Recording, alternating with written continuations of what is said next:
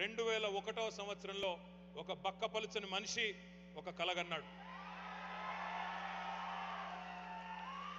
ఆ కల తన కోసం కాదు, 4 కోట్ల మంది తన ప్రజల కోసం కన్నాడు. దేశ స్వాతంత్రం కోసం పోరాడిన మహాత్ముడి స్ఫూర్తిగా, అదేవిధంగా బోధించు, సమీకరించు, పోరాడు అని చెప్పిన డాక్టర్ బాబాసాహెబ్ అంబేద్కర్ స్ఫూర్తిగా, ఐ హ్యావ్ ఎ డ్రీమ్ అని గర్జించిన మార్టిన్ లూథర్ కింగ్ స్ఫూర్తిగా ఆనాడు చిమ్మ చీకట్లలో ఒకే ఒక్కడుగా బయలుదేరి ఉద్యమ బాట నుండి నేను తప్పుకుంటే నన్ను రాళ్లతో కొట్టి చంపండి అను పిలుపునిచ్చిన ఒక నాయకుడు కేసీఆర్. శూన్యం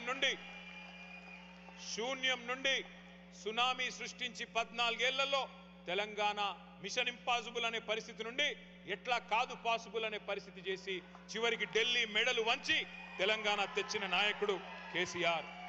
ఆనాడు కేసీఆర్ గారి పిలుపు మేరకు సకల జనులు ఏకమై అపూర్వ పోరాట సన్నివేశాలను ఆవిష్కరించి స్వరాష్ట్రాన్ని సాధించుకున్నాం. ఆ ఉద్యమంలో ప్రవాస తెలంగాణ బిడ్డలు వివిధ సంఘాలు కదం దొక్కారు. వివిధ నగరాల్లో, వివిధ దేశాల్లో, విదేశీ గడ్డ మీద కూడా జై తెలంగాణ నినాదాన్ని వినిపించారు, మారుమోగించారు పోరాటాన్ని. మీ పోరాట స్ఫూర్తిని మళ్ళీ ఒకసారి గుర్తు చేసుకుంటూ మీకు వందనాలు.